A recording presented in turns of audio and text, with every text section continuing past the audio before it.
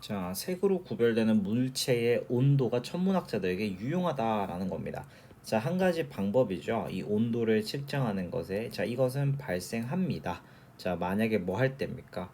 An object가 hot enough, 충분히 뜨거울 때죠. To visibly glow. 눈에 띄게 빛이 날 정도로 뜨거운 거죠. 뭐 예를 들면 금속 부직갱이 같은 거죠. 근데 그게 어떻게 되어 있는 겁니까? 불에 남겨진 거죠. 이렇게. 금속 같은 거 불에 타면은 색이 바뀌잖아요. 그죠? 그런 거 얘기하는 겁니다. 그죠? 자, 그래서 우리가 hot enough 같은 요런 표현들 좀 챙기시고 형용사가 이제 그러니까 형용사 오고 나서 이제 enough가 오잖아요. 그렇죠? 요거 좀 챙기시면 좋겠고 occur 같은 경우는 자동사입니다. 참고하세요. 수동태로 바꾸지 않으니까 좀 체크하시고요. 자, 그다음에 자, 이런 이 빛이 나는 물체의 색은요. 관련되어져 있습니다. 그것의 온도와 자, 우리 온도가 증가함에 따라서라고 얘기하죠. rise 같은 경우도 아시다시피 이게 이제 자동사의 개념이다 보니까 raises 같은 이런 타동사랑 헷갈리실 필요는 없을 것 같아요. 조심하셔야 됩니다. 자, 온도가 오름에 따라서 자, 이 물체가요 빨개지고요 오렌지색 됐다가 흰색이 돼요. 이거는 그 우리 별들 같은 경우도 마찬가지예요. 나중에 가면 막 백색 외성 이런 거 있잖아요. 그렇죠? 그러니까 흰색이 가장 뜨거운 색이다라고 이야기를 하고 있죠. 여기서는 동격입니다. 자, 이런 관련성입니다. 온도와 색의 관련성이죠. 빛나는 물체의 자, glowing object니까 체크하시고요. 자, 근데 이게 누구에게 유용하다? 천문학자들에게 굉장히 유용하다라는 거예요. 그러니까 온도랑 색은 천문학자들에게 있어서 굉장히 중요하다. 자, 그리고 이제 본격적인 얘기가 이런 별의 색은요. 관련이 되어 있다. 온도와 그리고 자, 사람들이 이렇게 먼 거리를 별까지 그다음에 여기서 투부정사 같은 경우는 cannot measure죠. 그렇죠? 지금 cannot measure 동사가 지금 병렬 구조입니다. 그러니까 요거 1번, 요거 2번이죠. 그렇죠? 병렬 구조 잘 체크하세요. 자, 굉장히 정확한 방식으로 온도를 측정하거나 또는 먼 거리를 우리가 아직은 이동할 수가 없기 때문에 우리 as yet이라는 표현이 아직이라는 표현입니다. 그러니까 천문학자들은요 색에 의존할 수밖에 없습니다.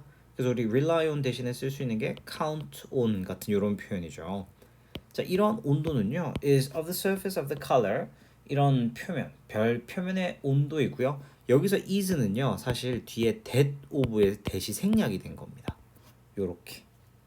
자, 그다음에 여기서 동격처럼 지금 같은 개념 부분인 거죠 별에. 근데 그게 어떤 겁니까? 빛을 내는 거죠. 볼 수 있는. 자, 다시 한번 더. 이 온도는 보여질 수 있는 빛을 방출하는 별의 온도인 표면 온도다. 이렇게 별의 부분인 표면 온도다. 이렇게 얘기를 하죠. 그래서 이 문장이 실제 삽입으로 나왔었습니다. 자, 이런 별의 내부는요 is at much higher temperature.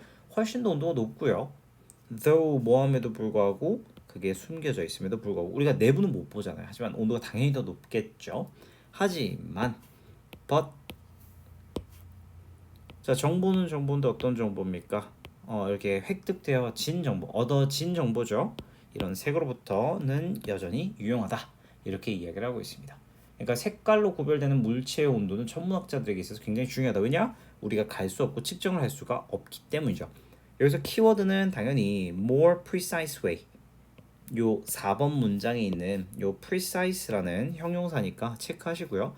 그다음에 emit라는 방출하다. 요 동사도 좀 잘 가져가 주셨으면 좋겠습니다. 괜찮죠? 자, 39번 한번 가보도록 하겠습니다. 자, 우리 창의성에 관한 글입니다. 자, 궁극적인 목표, 우리 grail이라는 건 그냥 goal입니다. goal, 목표인데요. 첫 번째 물결이죠. 창의력 연구에. 자, 첫 번째 목적은요, 바로 뭐였다? 성격 검사였다라고 이야기를 합니다. 그러니까 창의력을 연구하는 데 있어서 우리가 성격 테스트를 했는데요. To measure, 뭐 하기 위한, 측정하기 위한이죠. 일반적인 어떤 창의력을 이제 측정하기 위한 성격 검사였어요. 같은 방식이죠. 어떤 방식입니까? IQ가 일반적인 지능, 전반적인 지능을 IQ가 측정했던 것과 같은 방식으로 창의력도 좀 체크를 하고 싶었나 봐. 자, 그다음에 한 사람의 창의력 점수는요. 말해줄 것이에요. 우리에게 그 또는 그녀의 창의적인 잠재력을 보여주는 거죠. 어떤 분야에서도 노력하는 뭐 예를 들면 IQ 스코어처럼이죠. 근데 여기서 like는 접속사 같은 그래서 just like를 그냥 한 덩어리로 보시고 IQ 스코어가 이제 국한되지 않는 것처럼 뭐 물리학이나 수학이나 또는 문학 같은 이런 분야에 IQ가 국한되지 않는 것과 마찬가지로 이 창의력 점수도 노력하는 그 창의력 잠재성을 말해줄 거다라고 이제 생각을 했던 거죠. 자, 그런데 여기서 이제 스탑이 한번 걸립니다. 펫 들어갑니다. 자, 1970년대요. 이제 심리학자들이 이제 깨달아요. 뭘 깨닫냐? 대생각됐어요. 자, there was no such thing as general creativity quotient로 되어 있습니다. 이런 창의력 지수 같은 거는 없다는 걸 이제 70년대 깨닫게 됩니다. 자, 그리고 나면 자, 그래서 이제 깨달았으니까 그 이유가 등장할 거 아닙니까? 그렇죠? 그래서 4번 문장이 굉장히 중요합니다. 요게 핵심적인 문장이 될 건데 한번 볼게요. 자, 창의적인 사람은요. 창의적인 게 아니에요. 전반적이고 보편적인 방식으로. 자, 그들은요. 창의적이에요. 굉장히 특정한 범위의 활동, 즉 특정 영역에서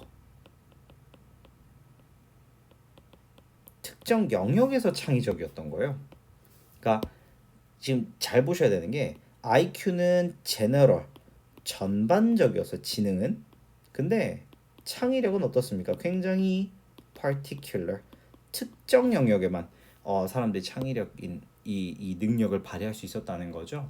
그러니까 우리는요 기대하지 않아요. 창의적인 과학자가 to also be a gifted painter, 굉장히 재능 있고 유능한 화가가 되는 걸 기대하지 않고요. 창의적인 바이올리니스트는요. 창의적인 지휘자는 아닐 수도 있고요. 그리고 창의적인 지휘자는요. 그렇게 뭐 새로운 곡을 작곡하는 데 있어서 뛰어나진 않을 수도 있어요. 그러니까 심리학자들은 이제 인지한다는 거예요. 뭐랍니까? 아, 창의력이란 건 굉장히 domain specific, 특정 영역에